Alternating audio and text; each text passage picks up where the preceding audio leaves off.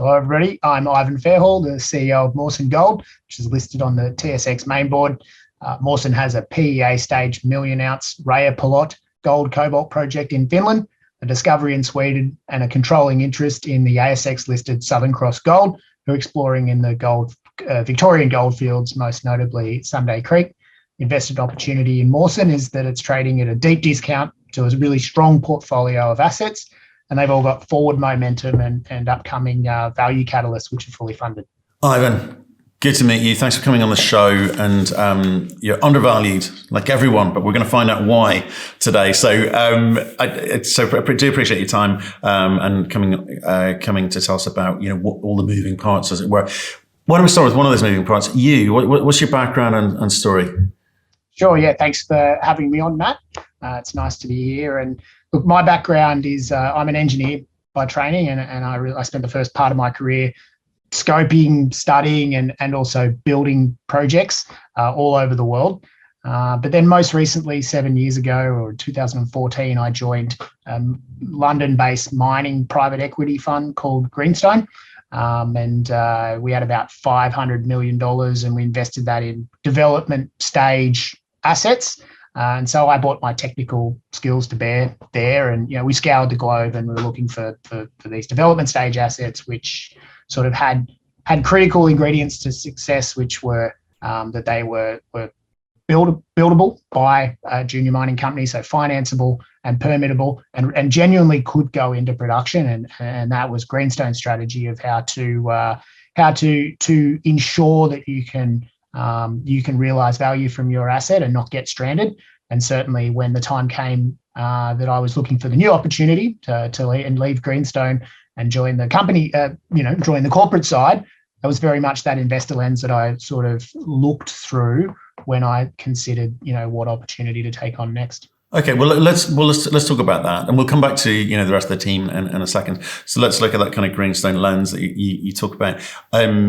We're talking Finland, Sweden, and obviously the spinner in Oz, which again we'll come back to. What was it that you saw there precisely? Because I'm not sure the market's seeing it right now. So what did you see? Look, Rajapalot is a high quality development story.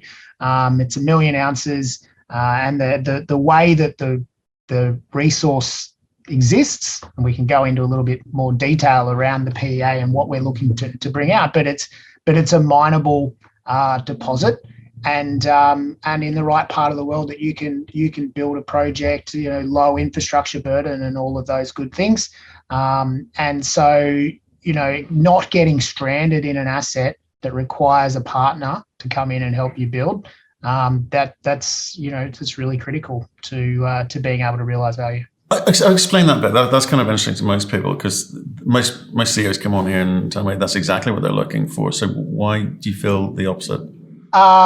Because if you need $1 billion to build your project, there's not too many independent junior mining companies that can go and execute a fund financing like that. It's happened before, but the great masses will struggle to do that, and the big mining companies know that, and they can wait longer than you typically, and you'll get to the point, and there's all this exuberance around the project, and you'll get to the point of a feasibility study, and people say, oh, well, what next? You realize you can't finance that project, and then you're stuck. Whereas if you can finance it, and you're a credible threat of being able to build it yourself, and you have the team and the capabilities to do it, then someone has to come and take you out for fair value, or they will watch you go and be successful on your own right, and you will have to you'll go and live your own life where you're not needing them. So it's really about forcing someone to come in and be sensible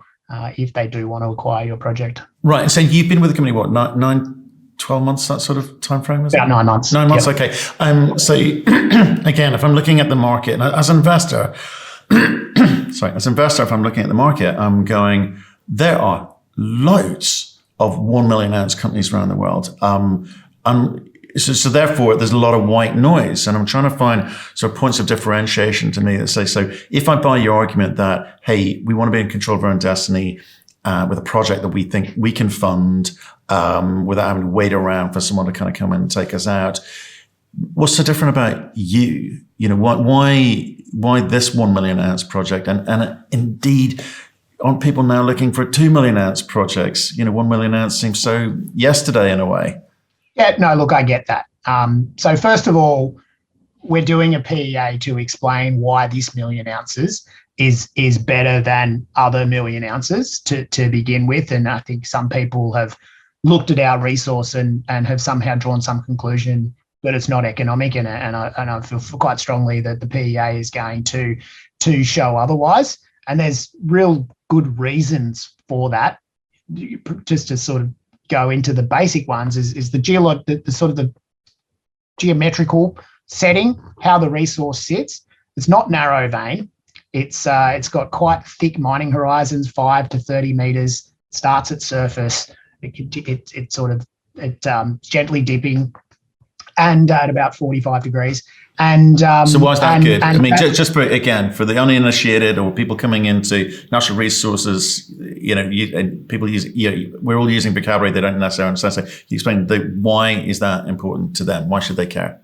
So what it is amenable is, I don't like using the term bulk mining, but very productive mining conditions. And what that does is it drives low operating costs. So mining costs should be relatively low here for this project.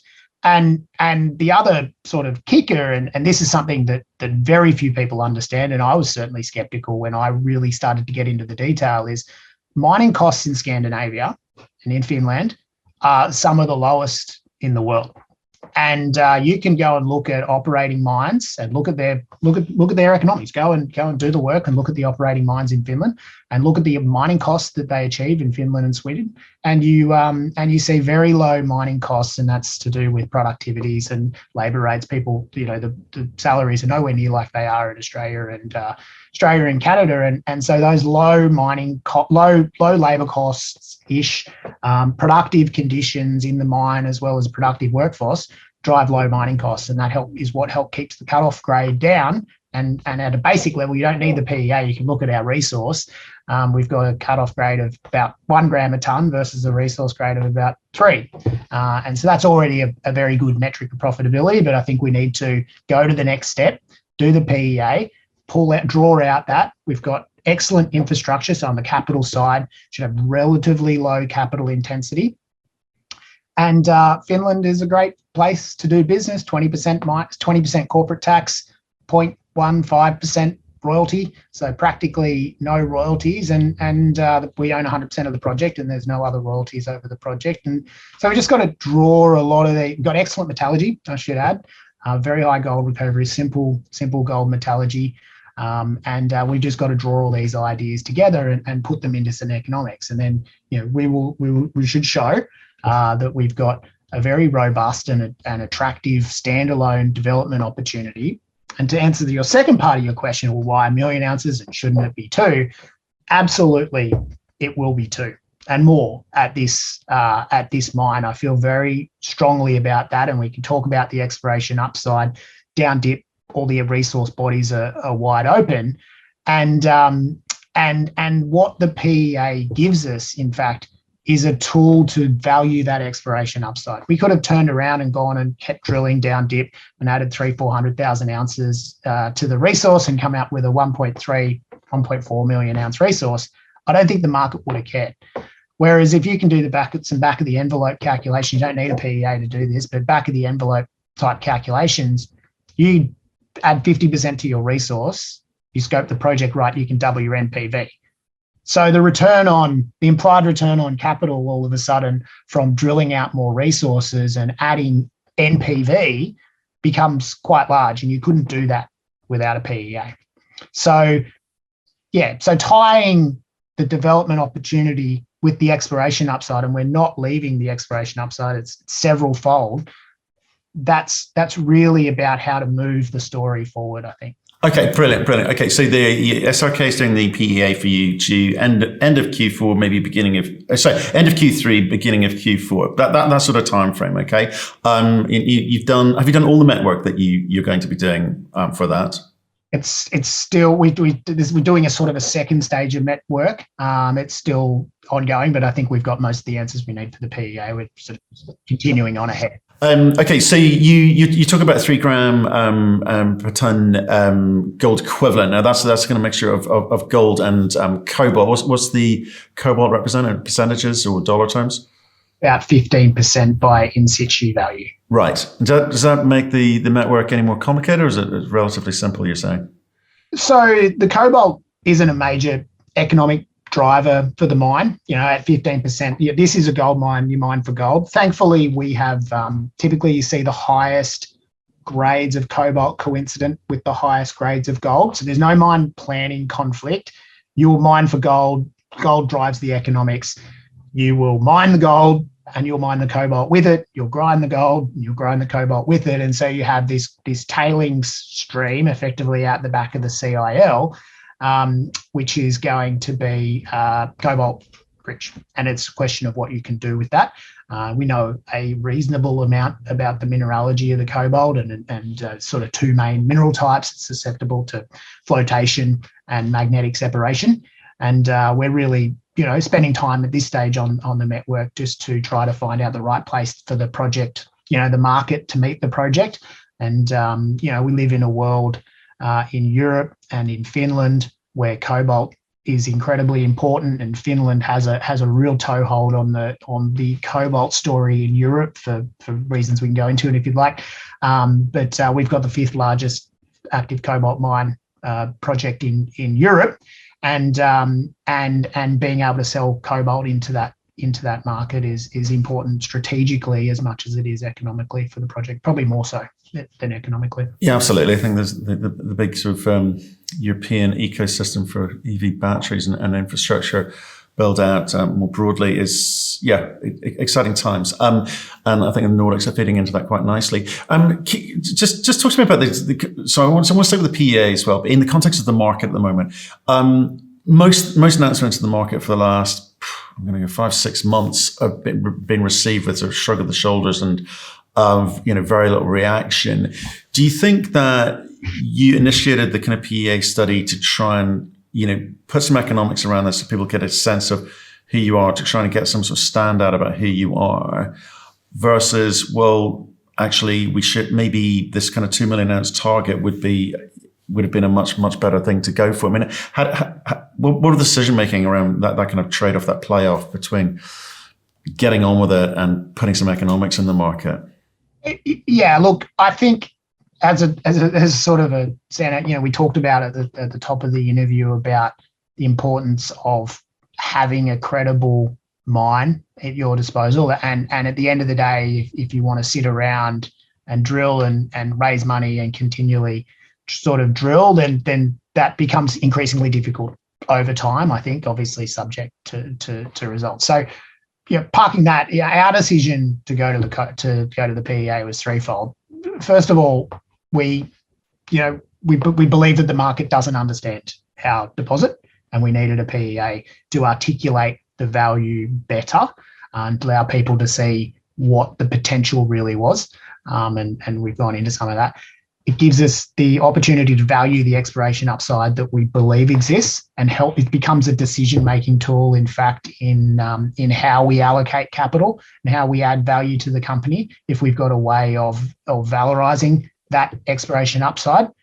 And thirdly, it supports our permitting process. We genuinely do want to move this project forward, and you can't permit a mine that you can't describe at the end of the day. And we've started our EIA process, and they're in fact very keen to engage. They're asking questions. They want to know about the project, and we need to be able to move that conversation forward. And it's also just a more, the whole sort of permitting and PEA, they need to go together. It's a modern way of developing a mine. You permit the mine. You don't go and permit the mine you've designed.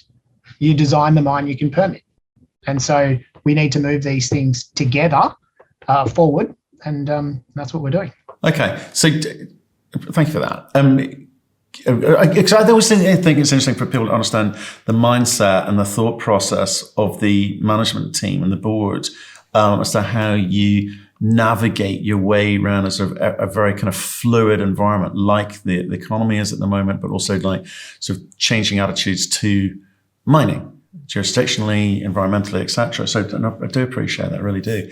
Talk to me about the exploration component, because you talk about in the marketing material about being fully funded for, well, I think you talk about 2 years. I'm not quite sure what the time frame is now. So how much money have you got, and what is the use of those funds?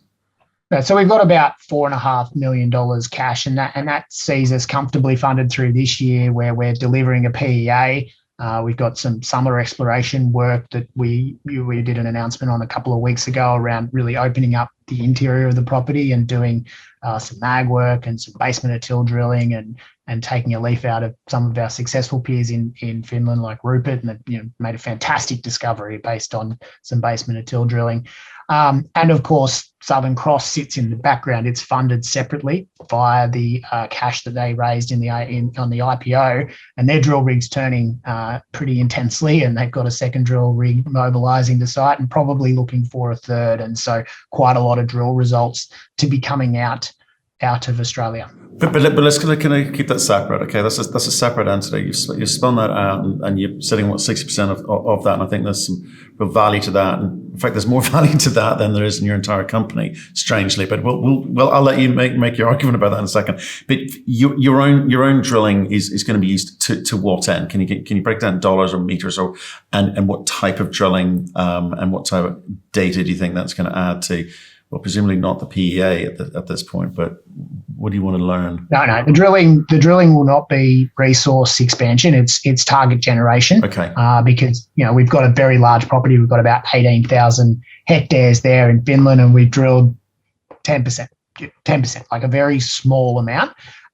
We had a discovery, one of the very early discovery holes on the property for people that have been following the story for a long time. The Rompers discovery, 6 meters at 617 grams a ton on the western edge of the property. Still to this day, one of the best holes, probably the best hole in Finland. We discovered we drilled out the 1 million ounces on the eastern side, and we have a large, so 2 significant gold occurrences and a very large prospective land package in between that we need to dedicate some time to drill. And so we're looking at drilling efficiency and capital efficiency in markets like we are in today. Basement of till drilling allows us to effectively drill through this thin layer of glacial till that exists in this part of the world, that prevents you from seeing there's very little outcrop, and it prevents you from sort of mapping the surface, and this allows you to effectively map the surface. And so we can cover a large area by doing relatively low cost exploration in that. The other property that we are drilling, and we've got results that are pending, is the Skelleftea project, which is the new project we've acquired an option over down in Sweden. So we've still got 4 holes pending there. We've made a discovery, and it's in the shadow of the head frame. 7 million ounces of property have been produced from within 22 kilometres of that property. It had never been drilled. We put the first 2 drill holes we've released now to the market that have ever gone into that property, and we've hit high grades, 0.4 meters at 132 grams a ton inside a 1.8 meter at 28 grams a ton. So we've made a discovery, I would argue, but it's early days, and we've got holes pending and bigger system to explore there that we will likely continue to put some more holes into this year. Okay, it's an interesting point you make. Again, just wouldn't mind your thoughts on this one. The way that companies claim discoveries with different amounts of work. Some like it to do a lot, and some I've heard a couple of CEOs come on here and claim it after 1 hole. So it varies. I mean, again, just with a sort of conservative hat on, you'd be saying, what would you like to see before claiming a discovery? It's probably a little bit premature to call it a discovery. So maybe you're picking me up on being a little too excited, but we certainly like what we see. We've got outcrop that we've drilled under and demonstrated that the outcrop it continues. There's a structure that continues to depth. We're drilling out that the rest of the small program, the scout drilling program, has drilled along strike, and we're looking to sort of prove up that extent over a sort of a 300 meter area, but then there's a much larger magnetic anomaly, and I think as we start to build out to that 300 to 500 meter, demonstrate continuity along strike, and link that to the sort of structures that we see in the magnetics, then I definitely think that that we can start to be a little bit more aggressive about calling it a discovery. Okay. No, a phrase I'm sort of hearing a lot more often these days is we're using economic geologists to find or make new discoveries for us. So I think that's kind of sort of quite amusing when people start changing the wording. But in case of a discovery, obviously economic discoveries, to kind of pinch that phraseology, it takes a while to kind of get to the point where you can sort of understand if it is economic or not. So PEA is a good first stake in the sand, but just you guys tend to know a little bit earlier than an economic study being drawn up whether or not it can be economic or not. So what are those signs that you guys look for when that confidence actually arrives? So I think it begins with the resource body. Well, it begins and ends ultimately with the resource body itself. But looking at continuity, how does it hold together? Is it something that's continuous and that looks like it can be mined and is predictable in the way that you can mine it? Then looking at grades over modern mechanized mining, you need to take a certain amount because you've got to get equipment in there, and looking at the grade that you find in the drill hole and what you would interpret the resource body to be, and then what does that grade look like when you have to mine it and take it out of the ground, and ensuring that holds up and not being overly diluted. That's probably the next biggest thing, and you can that emerges very early on as you put drill holes into properties and link them up and start to do the geostatistics and think about how continuous this is. You get a sense for that shape of the ore body, and then it comes down to things like metallurgy. You can do some early thinking on metallurgy. It's simple for gold to assess the metallurgical response and understand that whether it's free gold or not, and likely to be cyanide soluble and end up down a path of relatively low cost processing. That will be a big tick. And can you get good recoveries? That would be another big tick.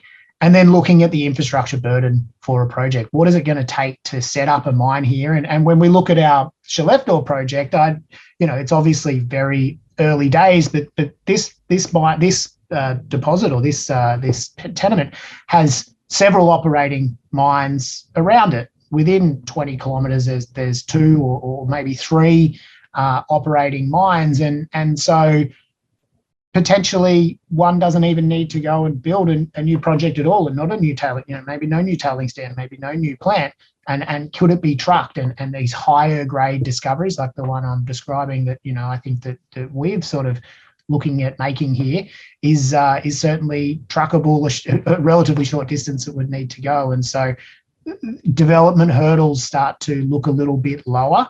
And I think they're just, the critical type components to getting a mining operation away. Fantastic. I like that. I like that a lot. Right. The Nordics, long history of mining, but a little known to North American investors up until very, very recently. And you've kind of got a poster boy in the shape of Rupert Resources doing a lot of heavy lifting for you. And do you feel that, obviously the timing for them has been beautiful, and the way that the systematic way that they've been going about it has been really, really, positive for them, and they've seen a reaction in the marketplace. Is there anything that they are doing in terms of the way that you feel that you should approach your own projects? Or were you always going to be doing that anyway, and it's just a question of drill? No, look, I think Rupert is a fantastic discovery and a great reminder for investors everywhere and mining companies themselves, in fact, of the scale of the opportunity in an area where there is very small amounts of outcrop. Big opportunities sit below. There's a stat going around. There's 10 operating mines in Finland, and they all are over outcrop. So what are the chances that they're the only economic project? So there's not much outcrop because of this glacial till, but the opportunities are still there. and Rupert's proved that. And yeah, certainly, I think we've been doing basement to till drilling on our project, but Rupert has sort of reminded us and everyone this sort of opportunity you can uncover with fairly low cost exploration. You can cover a big area and make large discoveries that are really sitting there. We've only, on our property, we've only got 5, probably maximum 10 meters of till to get through. So it's quite a simple process. And you've just got to be systematic, and we're looking to take that basement to till work and combine that with, we've got a good understanding that we've gained in our property drilling out 1 million ounces already around the structural host. And we've done some magnetic work, and we're looking to sort of look for the most prospective rocks that we see in the magnetic works, the right age rocks that have borne our project, it's borne Rupert's, it's borne millions of ounces in Finland that have already been discovered. Look for those rocks, do basement to till drilling over those areas, and hopefully make a big discovery. Right. Good. Now, I want to talk to you about the sum of the parts, right? You said that we're undervalued, right? So from what I've heard from you is, okay, we got 1 million ounce resource out of the gate, 3 grams per ton gold equivalent, right? Good start. The PA coming out end of Q3, that should help people understand how the story is pieced together. And I think you've done a good job today of actually talking about the sorts of things that you would look to kind of do to build that story out. You've got $4.5 million to spend on additional drilling and trying to make more discoveries. Good. You've got Southern Cross over here. So should we just talk about that for a second? Just in terms of the sum of the parts. It's got a market cap of what at the moment? Somewhere 50, 60, $70 million. $70 million. 60. Right. And you own 60% of that. Yeah, we have a controlling stake in Southern Cross, and the background there, just to bring people up to speed, is Southern Cross Mawson had a collection of Australian assets which it acquired about 2 years ago, incubated them inside of the company, and made a great discovery. There you go, I'm using that term, and that is a bona fide discovery, I can assure you, down at Sunday Creek, and we were not seeing the value in Mawson's share price, and so we felt that the Australian market would be very receptive of looking at other stories and how they were doing, and so the decision was made to spin that out, and I think that was a very successful move. We were able to raise $11.8 million over a pre-IPO and an IPO fundraise down in Australia. We were able to bring drilling forward because the alternative would have been to try and raise it in Canada in a market that was not rewarding the work that we were doing down there. So we've been able to bring that exploration forward, and we've maintained a controlling interest in that. We hold the shares, and Mawson is a much stronger company for our ownership of that project. Now, those shares are estimated to come onto some of the parts, and you're right, that 60%, if you take the share price of the day down in Australia, it's worth more than our entire market cap. So in a sense, we have a negative EV straight out of the gate, and where those shares are escrowed until May 2024, but following that escrow, they're very fungible, and there's a lot of smart bankers running around looking at how to best leverage that Southern Cross situation to benefit Mawson in the shorter term as well. I'm glad you said that, because I didn't understand that, or wasn't aware of that, because sometimes that can be a real overhang for Southern Cross. That's problematic for them. It can be a problem for you in terms of how do you monetize that. But if there's a hold on till then, I guess that's not.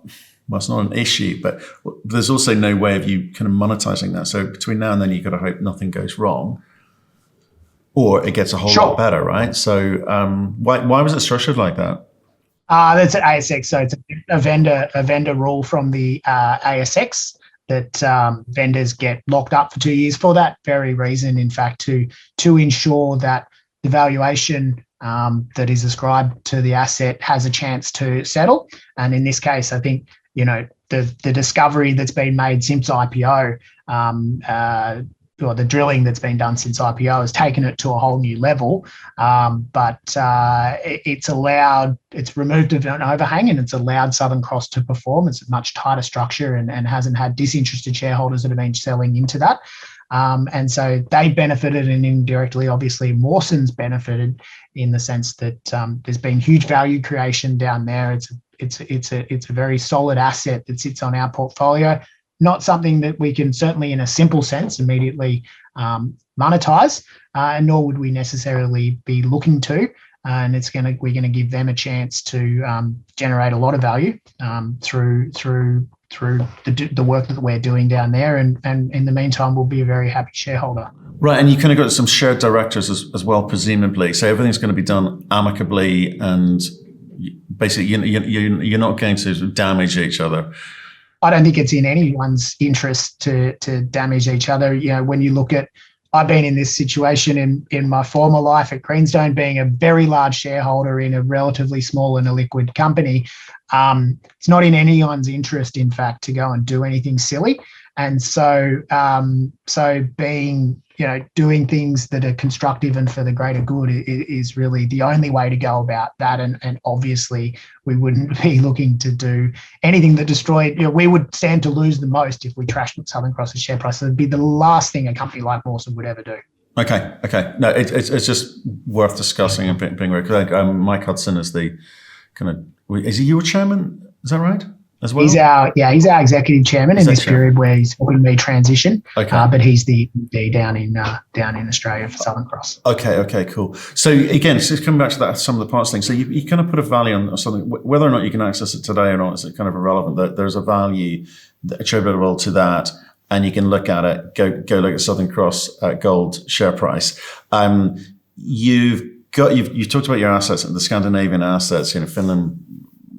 And I guess Sweden. So why do you think people aren't kind of getting the story? Because it's been around for a while. Is that the problem?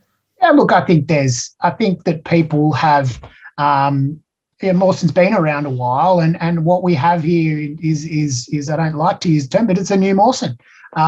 We've got a development project. We're not an exploration story that was pre-resource. In 3-4 years, we've drilled out 1 million ounces. So if you haven't been paying attention in that period of time, we wouldn't have even had a resource. And that would be the only thing that the company had, was a pre-resource. All of a sudden, we're a company with 1 million ounces.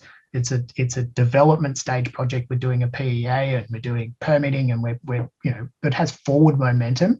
We've got this new property down in Sweden, and people like to see new stories.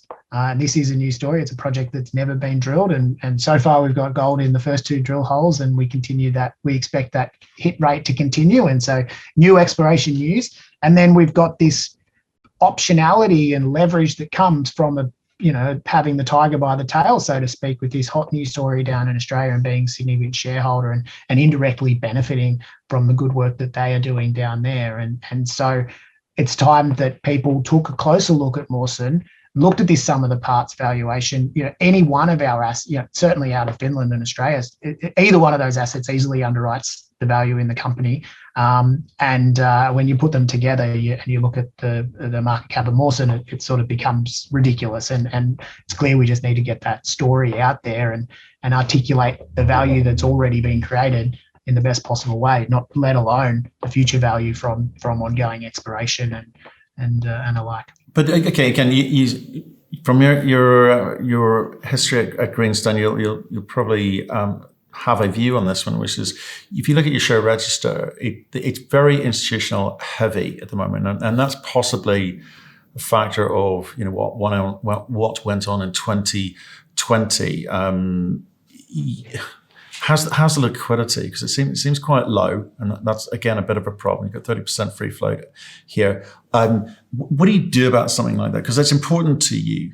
The liquidity and the volume of trading is important to a company of 35 million bucks. You've got to do everything you can to help not just move the story along and the narrative along, but in terms of get the market interested and trading. So how do you do you want to get some of the institutional component out and a bit more retail in, or do you think you've got the balance right? No, I don't think we've got the balance wrong. Strong, those institutions that we have on our register are some of the best names in the business. And we are very, very fortunate to have them. And you don't typically see them associated with companies of our size. And I think that is a reflection of the quality of the asset and the story and the opportunity that they see within Mawson. I think what you're alluding to is a little bit more sort of retail demand. That's obviously helps to move your share price. But at the project level, what we can control, the things that we can control are generating value. And I think that we've focused our time and capital effectively on generating the value. I'm here telling you about the story and hoping to appeal to a wider range, a wider sort of audience to generate more retail demand and help move our stock price. It's obviously great to have institution shareholders that do help us, support us often in our fundraising as well. But they're not selling on market and less often buying on market. It's hard for them to build a big position in these small companies. They come in financings and we've seen certainly with our investors, they're fairly sticky. It's generating that retail demand a little bit more difficult, particularly in markets like this, but it's about, we do the work at the project level and we get the message out there, and hopefully we can resonate and distinguish ourselves in our peer group, which I think that we certainly are in terms of the quality of the assets. Right. If you were at Greenstone, would you be investing in this company now? Yeah, this is about the state. Having a PEA was certainly one of the key things that a company, that a fund like Mawson, fund like Greenstone looked to come in off. They like to underwrite their investment with an understanding of the economics and understanding of what's going to be the capital costs. I talked about Greenstone's strategy being quite focused on having a project you can build, and so having a PEA that outlines what that development scenario looks like. That was a critical. I don't think Greenstone invested in anything that was pre-PEA. And I do think that the PEA does bring in new types of investors that previously wouldn't have been able to invest in these earlier stories, like private equity funds but other institutions that like to have some meat on the bones that they can wrap some economics around, helps underwrite their investment.